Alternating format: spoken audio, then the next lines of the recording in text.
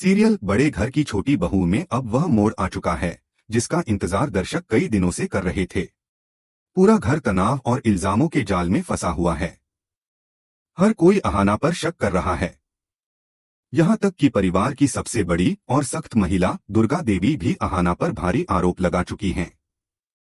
घर का माहौल ऐसा है जैसे किसी तूफान के पहले की खामोशी हो।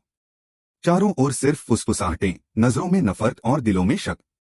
अहाना, जो हमेशा सबके लिए अपनी खुशी कुर्बान करती आई थी, आज बेगुनाह होकर भी अपराधी बना दी गई है। हर कोई उसकी बात काट देता है, कोई उसे बोलने नहीं देता। उसके आंसुओं की कीमत किसी को नहीं। ऐसे में घर का सबसे समझदार और होशियार लड़का टुकुन चुपचाप सब देख रहा होता है। वह जानता है कि अहाना जैसी सीधी और सच्ची लड़की से ऐसी गलती हो ही नहीं सकती। जब आरोपों का सिलसिला थमता नहीं तो टुकुन भारी मन से घर से बाहर निकल जाता है। उसके कदम उसे एक छोटी सी चाय की दुकान तक ले आते हैं, वही जगह जहां अक्सर मोहल्ले के लोग गपशप करने बैठते हैं। वहीं कोने में टुकुन की नजर पड़ती है श्यामल पर, वही श्यामल जो घर के कुछ कामों में मदद करता है पर अक्सर दूसरों के राज जानने में ज्यादा दिलचस्पी रखता है। टुकुन चुपचाप खड़ा होकर सुनता है कि श्यामल अपने दोस्तों के साथ ठहाके लगाते हुए क्या कह रहा है। श्यामल बड़े गर्व से कहता है, अरे भाई, यह सब मैंने ही तो किया। पिशमोनी ने खुद मुझे कहा था कि अहाना को वो खास शरबत पिला देना जिसमें नशे की दवा मिली हो, ताकि जब वो बेहाल होकर कुछ गलत करे तो पूरा परिवार उससे नफरत करने लगे। फिर उसे घर से निकालना आसान होगा। और इसके बदले में पिशमोनी ने मुझे मोटी रकम भी दी है। श्यामल की हंसी कानों में जहर की तरह उतरती है। टुकुन की आंखों में गुस्सा और दिमाग में एक विचार चमक उठता है। वह अपने मोबाइल का कैमरा ऑन करता है और श्यामल की पूरी बात वीडियो में रिकॉर्ड कर लेता है। टुकुन के चेहरे पर अब वही आत्मविश्वास लौट आता है जो उसने पहले भी दिखाया था, जब उसने चालाक पोल्टूदा की सच्चाई सबके सामने उजागर की थी और साबित किया था कि भूख की खिचड़ी उसने खुद नाले में फेंकी थी। अब भी टुकुन जानता है कि सच्चाई सामने लाने के लिए सिर्फ सबूत नहीं, चालाकी भी चाहिए। वह सीधे श्यामल के पास जाकर बड़ी मासूमियत से कहता है, श्यामल दा, एक बहुत बड़ी बात बतानी है आपको। आज शाम को दुर्गा देवी पूरे मोहल्ले के सामने अहाना को सजा देने वाली हैं। सब लोग जमा होंगे। कहते हैं अहाना ने अपने शरबत में खुद ही नशा मिलाया था। और आप तो इस बात के गवाह हैं, है ना? श्यामल थोड़ा हड़बड़ा जाता है। हाँ तो, पर तुम मुझे ये सब क्यों बता रहे हो? टुकुन मुस्कुराकर बोला, क्योंकि आज की शाम बहुत खास है। तुम वहां रहोगे तो सबको यकीन होगा कि अहाना ने सच में गलती की थी। और वैसे भी तुम्हारा नाम मोहल्ले में गूंजेगा गवाह के तौर पर। श्यामल को अपनी महत्वता का एहसास होता है और वह खुश होकर हामी भर देता है। उसे जरा भी अंदाजा नहीं कि टुकुन की इस मीठी बातों में कितना बड़ा जाल छिपा है। दूसरी ओर घर में अर्जुन और तीनों बहुएं आपस में बहस कर रहे हैं। बहुएं अर्जुन से कहती हैं, आपको अहाना का साथ देना चाहिए। क्या आप भूल गए कि आपने अपनी मां की मर्जी के खिलाफ जाकर अहाना से शादी की थी? आज वही अहाना अकेली खड़ी है और आप उसे छोड़ रहे हैं। अर्जुन का चेहरा गुस्से और उलझन से लाल हो जाता है। वह कहता है, मैं कुछ नहीं भूला।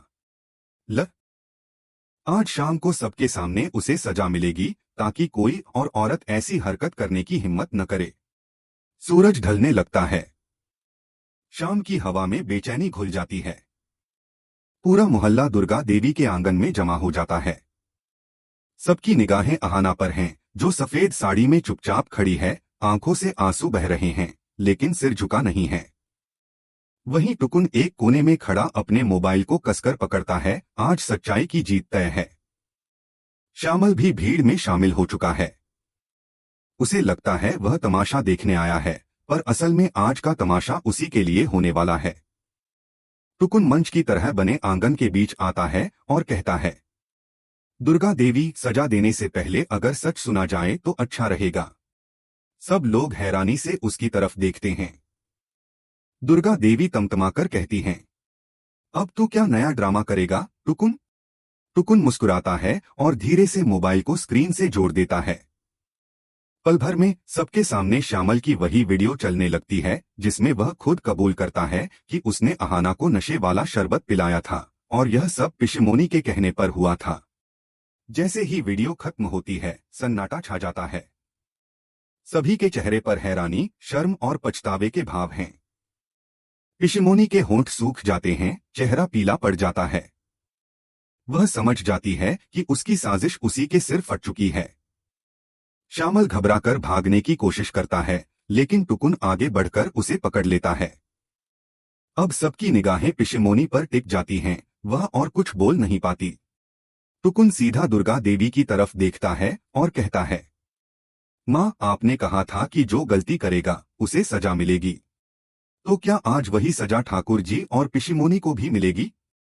भीड़ में हलचल मच जाती है। अब फैसला दुर्गा देवी के हाथ में है और पूरा मोहल्ला उसकी प्रतिक्रिया का इंतजार कर रहा है। पूरा आंगन उस वीडियो के बाद एकदम शांत हो गया। न कोई बोल रहा था, न कोई हिल रहा था।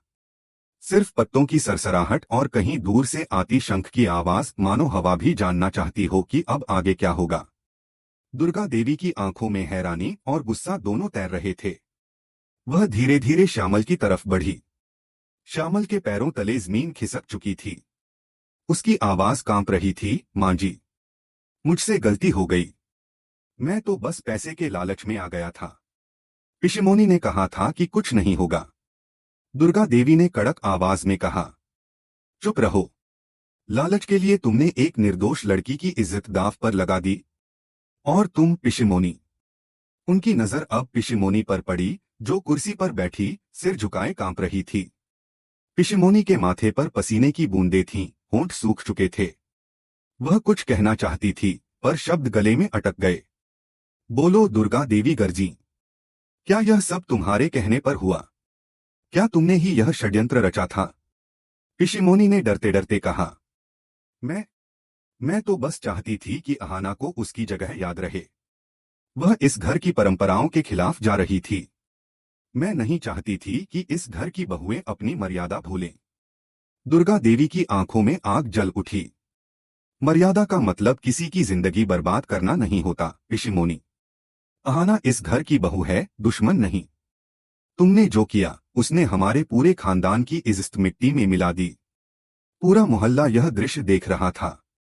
कुछ औरतें एक दूसरे से फुसफुसाईं, देखा, जो दूसरों के लिए गड्ढा खोदता है वही उसमें गिरता है।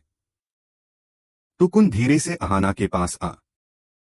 मैंने कहा था ना दीदी, सच चाहे देर से आए लेकिन आता जरूर है।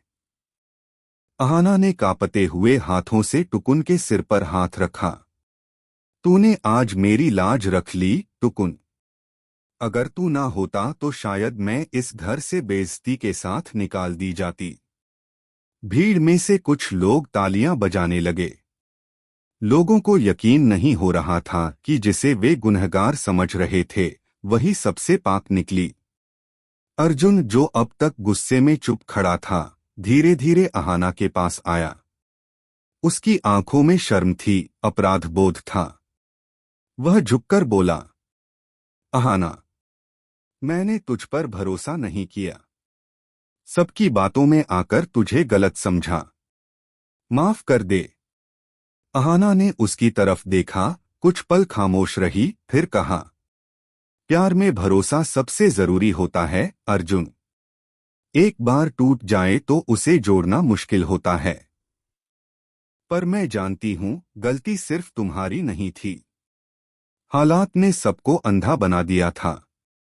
दुर्गा देवी यह सब सुन रही थीं। उनका चेहरा धीरे धीरे सख्ती से नरमी में बदलने लगा।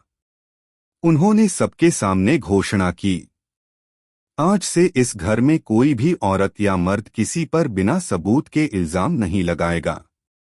अहाना मेरी बहू है और मैं सबके सामने स्वीकार करती हूं कि वह निर्दोष है।